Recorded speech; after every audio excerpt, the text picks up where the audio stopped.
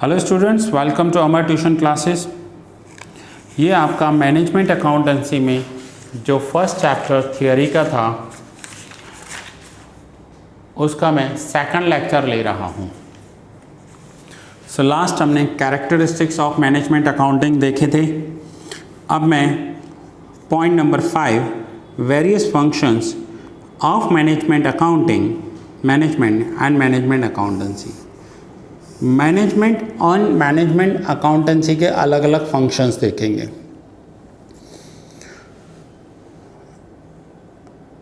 आगे देखेंगे। As J Batty has put it, and clear understanding of the functions of management is essential to understand the functions of management accountancy. अगर आपको management accountancy के functions को समझना है कि मैनेजमेंट अकाउंटेंट करता क्या है, मैनेजमेंट अकाउंटेंट का डेजिग्नेशन क्या होता है, मैनेजमेंट अकाउंटेंट का काम क्या होता है, मैनेजमेंट अकाउंटेंसी में हमें करना क्या क्या होता है, तो ये सब समझने से पहले आपको ये समझना होगा कि मैनेजमेंट होता क्या है। मैनेजमेंट में टॉप लेवल मैनेजमेंट्स होते हैं जो आप 12th में करके आए हो। वो फ्यूचर के डिसीजंस लेते हैं और वो डिसीजंस लेने के लिए उन्हें जो डेटा चाहिए होता है वो डेटा उन्हें मैनेजमेंट अकाउंटेंट प्रोवाइड करके देता है।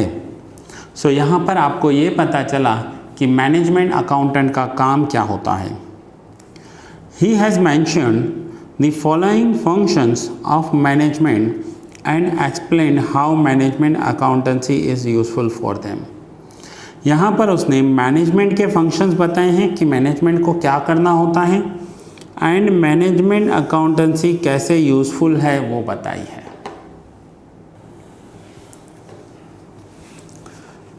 सो आइए आगे फर्स्ट पॉइंट करते हैं, forecasting and planning. The management first decides what should be done in future and determines policy and plans to achieve the desired objective। Management का काम होता है वो फर्स्ट डिसाइड करते हैं what should be done in future, future में क्या करना चाहिए, और डिटरमाइन करते हैं पॉलिसीज़ एंड प्लान्स को to achieve the desired objectives, अपने ऑब्जेक्टिव्स को अचीव करने के लिए फ्यूचर का प्लानिंग करते हैं। Management accountancy makes a valuable contribution in this process. ये जो फ्यूचर के पॉलिसीज़ एंड प्लानिंग डिसाइड करने होते हैं वहाँ पर मैनेजमेंट अकाउंटेंसी का जो कंट्रीब्यूशन होता है वो वैल्यूएबल कंट्रीब्यूशन होता है। The management accountant present the details about sales, production, cash and related matters in such a way that it helps management in determining policy and making plans। Management accountant क्या करता है, ये जो sales के figures हैं, production के, cash के जो फिगर्स हैं वो ऐसे रिप्रेजेंट करता है कि जैसे मैनेजमेंट को हेल्प हो फ्यूचर पॉलिसीज़ डिसाइड करने के लिए। Alternative projects are chalked out and on that basis the best project is selected। कई बार मैनेजमेंट के पास ऑल्टरनेट प्रोजेक्ट्स होते हैं। ऑल्टरनेट प्रोजेक्ट मीन्स सपोज करो कि किसी कंपनी को या रिलायंस को या मुकेश अंबानी को 500 करोड़ रुपीस इन्वेस्ट करने हैं और उसके पास मल्टीपल ऑप्शंस हैं इन्वेस्ट करने के लिए, तो वो अपना पैसा कहाँ इन्वेस्ट करे, फ्यूचर प्रोजेक्ट्स क्या होने चाहिए, ये उन्हें मैनेजमेंट अकाउंटेंट ही बताएगा। और मैनेजमेंट अकाउंट कैसे बताएगा, वो जो प्रीवियस रिजल्ट्स होंगे उनके अकॉर्डिंग उन्हें रिपोर्ट्स बनाकर देगा। Marginal costing and other techniques are also utilized by management as a tool for this purpose. यहाँ पर मार्जिनल कॉस्टिंग की भी हेल्प ली जाती है। मार्जिनल कॉस्टिंग क्या होगा ये आप इसके सम्स सीखने वाले हो आगे।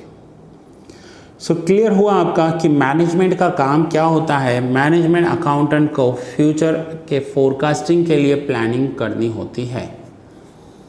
Now organising. ऑर्गेनाइजिंग में क्या होगा? Organizing means establishing the structure of authorities and responsibility. Organizing word पर पूरा चैप्टर आप 12th स्टैंडर्ड में सीख कर आए हो।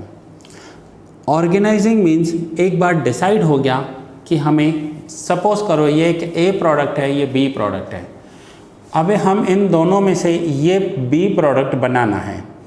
अब बनाने के लिए एम्प्लॉयज़ अपॉइंट होंगे, तो उन एम्प्लॉयज़ को पावर्स भी दिए जाएंगे, रेस्पॉन्सिबिलिटी भी दी जाएगी एंड अथॉरिटी भी दी जाएगी।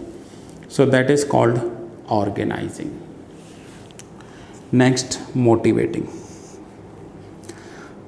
It is establishing sound leadership and encouraging employees to put forward their best efforts by developing high moral and getting their cooperation. यहाँ पर एक best leadership, sound leadership establish करना है। लीडरशिप क्या होता है? लीडर्स हमेशा अपने कोऑर्डिनेट्स को मोटिवेट करते रहते हैं। उन लीडर्स के अंडर में काम करने वाला जितना भी स्टाफ होता है उन्हें एनकरेज करते रहते हैं और उनका एक दूसरे के साथ जो कोऑपरेशन है, एक दूसरे को कोऑपरेट करके काम करें, वो भी मोटिवेट होता रहेगा। सो ये है अपने एम्प्लॉयज़ को मोटिवेट करते रहना।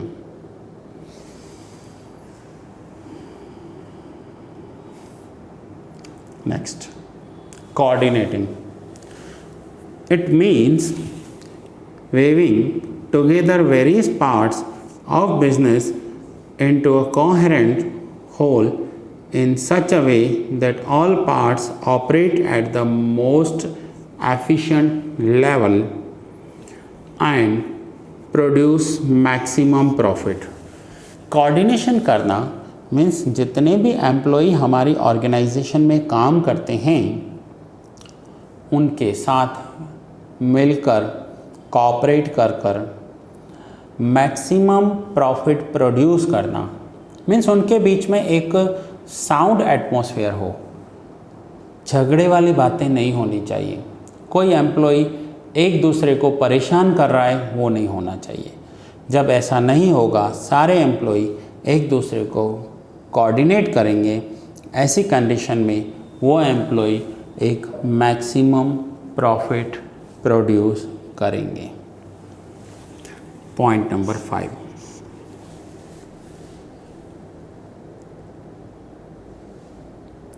Controlling. It is a systematic evaluation of results to see that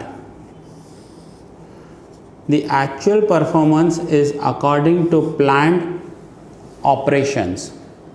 यहाँ पर हमें ये देखना है कि जो हमने प्लानिंग किया था उसके अकॉर्डिंग रिजल्ट्स आए या नहीं आए, और अगर नहीं आए तो क्यों नहीं आए, that is called controlling.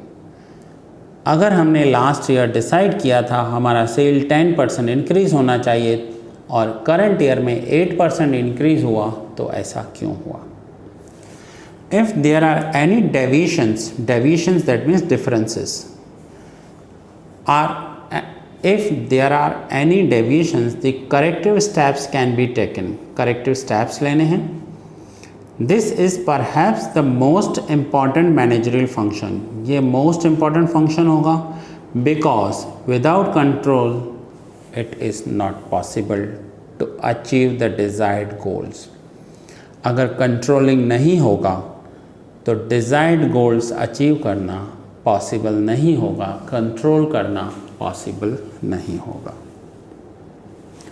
And the 6th point is communicating. It means transmitting instructions and information to all in the organization and also to outside customers suppliers and others.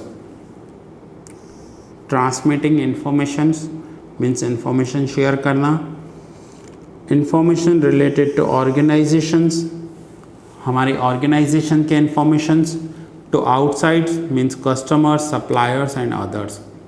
अब कस्टमर्स के साथ हम कौन से इंफॉर्मेशन शेयर करेंगे?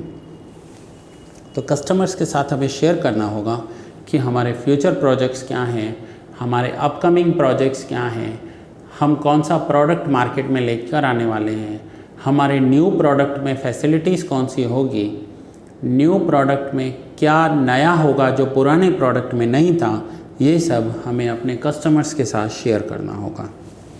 Management accountancy plays an important part in the communication. किसी के साथ भी कम्युनिकेट करने के लिए मैनेजमेंट अकाउंटेंसी का जो रोल होता है वो मोस्ट इम्पॉर्टेंट होता है. It does this work by presenting reports and statements. Reports and statements present करते हैं, ये इनका काम होता है. Share holders, creditors and general public are kept informed through published accounts. Share holders हों, जनरल पब्लिक हों, क्रेडिटर्स हों या कोई भी हो, उन्हें अकाउंट्स आर इन्फॉर्म्ड, उन्हें इन्फॉर्म किया जाता है और अकाउंट्स पब्लिश किए जाते हैं. Simplified accounts and balance sheet show the employees what measures of success is being achieved. अगर सिंपली बैलेंस शीट दी जाएगी तो एम्प्लॉय समझ पाएंगे कि उन्होंने कौन कौन से सक्सेस अचीव की है. तो ये था various functions of management and management accountancy. Now point number 6, scope of management accountancy. As we have seen, management accountancy is concerned with presenting accounting information to the management in such a way that it becomes useful to the management in taking important decisions. जैसे कि हम देख कर आए हैं कि management accountancy ये एक ऐसी इंफॉर्मेशन है जो मैनेजमेंट के आगे प्रेजेंट की जाती है जैसे वो फ्यूचर के डिसीजंस ले पाएँ. This prescribes the scope of management accountancy as follows. First, financial accounting. In fact, management accountancy is based on financial accountancy. ये कभी मत भूलना आप. मैनेजमेंट अकाउंटेंसी का जो बेस होता है वो हमेशा ही फाइनेंशियल अकाउंटिंग होगा. Financial accounting means past year के अकाउंटिंग जो हमारे पास रियल फिगर्स अवेलेबल हैं, रियल नंबर्स अवेलेबल हैं. Because it is the presentation of informations from financial accounting to the management. Thus, without financial accounting, the management is not able to control the working of the business. अगर financial accounting नहीं होंगे तो management अपने business को control नहीं कर पाएगा, management accountancy नहीं कर पाएगा. सो ये है स्कोप ऑफ मैनेजमेंट अकाउंटेंसी की, ये बेस्ड है फाइनेंशियल अकाउंटिंग पर. Next is cost accounting.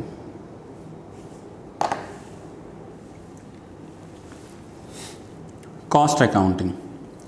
Management accountancy makes use of modern costing system such as standard costing, marginal costing, opportunity cost, differential cost, budgetary control, etc. Without the use of this system, the management accountancy is incomplete. It is due to these methods that management is able to control the performance of business enterprises. Management accountant में cost accounting, budgetary control, opportunity cost, marginal costing, standard costing, इन सब बातों का ध्यान रखा जाता है. And finally ये सब हेल्प करते हैं मैनेजमेंट को डिसीजंस लेने के लिए. Third point, budgetary control. Budgetary control system is an integral part of management accountancy It includes preparing various budgets, comparing to actual performance with budgeted figures, compute the variance and control them or take necessary corrective steps. Budgetary control में क्या होगा कि पहले budgets बनाए जाएंगे, उन budgets को अब जैसे मुझे करंट ईयर में बजट बनाना है नेक्स्ट ईयर का, तो अभी तो मैं नेक्स्ट ईयर के लिए बजट बनाऊंगा, फिर जब नेक्स्ट ईयर पूरा हो जाएगा तब मेरे पास रियल फिगर्स आ चुके होंगे, रियल नंबर्स अवेलेबल होंगे नेक्स्ट ईयर के लिए। अब मैं उन रियल्स को बजटेड नंबर्स के साथ कंपेयर करूंगा एंड डिफरेंस देखूंगा, अगर कोई डिफरेंस आया है तो वो देखेंगे और उस डिफरेंस को हम सॉल्व करेंगे। Fourth point, inventory control. To control business activities, it is very much necessary to control inventory. अगर बिजनेस एक्टिविटीज़ को कंट्रोल करना है तो हमें इन्वेंट्री को कंट्रोल करना होगा। इन्वेंट्री का मतलब होता है स्टॉक, हमें स्टॉक को कंट्रोल करना होगा। Hence management accountancy including inventory control. Inventories में हमारे पास स्टॉक हो सकता है, फिनिश स्टॉक हो सकता है, रॉ मटेरियल हो सकता है एंड सो ऑन, बहुत सारे कंट्रोल्स हमें करने होंगे। Fifth point, replacement account. In order to maintain capital of business, in fact it is essential that accounts must be prepared on the basis of replacement value of assets. That means profit must be calculated keeping in view the replacement value. Replacement value का मतलब होता है कि जैसे जैसे time होता जाता है हमारे पैसों का जो वैल्यू है वो रिड्यूस होता जाता है। आज से 10 साल पहले के जो 1 लाख रुपीज़ थे उसमें कितना परचेसिंग पावर था और आज के 1 लाख रुपीज़ में कितना परचेसिंग पावर है। सो रिप्लेसमेंट वैल्यू के साथ हमें अकाउंट्स को देखना होता है। Next is interim reports. Reporting is an integral part of management accounting. The management must present reports before the accountant. अब मैनेजमेंट अकाउंटेंट का काम क्या होता है कि वो अपने मैनेजमेंट के सामने रिपोर्ट्स रखे with regular intervals which includes monthly, quarterly और 6 monthly financial statements, cash flow statements, fund flow statements etc. ये पूरा एक चैप्टर है कैश फ्लो का, इसी बुक में है आपका जो सबसे लेंथी चैप्टर है। ऐसे cash flow end fund flow के स्टेटमेंट्स एक मैनेजमेंट अकाउंटेंट को मैनेजमेंट के सामने रखने होते हैं जैसे वो फ्यूचर में डिसीजंस ले पाएँ। Statistical methods. In the presentation of accounting information before the management, the statistical techniques of charts, graphs, pictorials, index number, etc. are used on large scale because that makes the accounting data more intelligible and more meaningful. जब भी management accountant management के सामने data represent करता है तब वो charts की help लेता है, ग्राफ की हेल्प लेता है। वो चार्ट्स पिक्टोरियल्स हो सकते हैं, किसी पिक्चर्स में हो सकते हैं, इंडेक्स नंबर की हेल्प लेता है। इससे ये डेटा इजीली रिप्रेजेंट किया जा सकता है। Next is taxation. The taxation is more important in accounts than any other matter because the divisible profit depends on it. देखिए जो किसी भी अकाउंटिंग में है ना, टैक्सेशन का बहुत बड़ा इम्पोर्टेंट होता है। आप last year second year BCom में टैक्सेशन सब्जेक्ट पूरा कर आए हैं।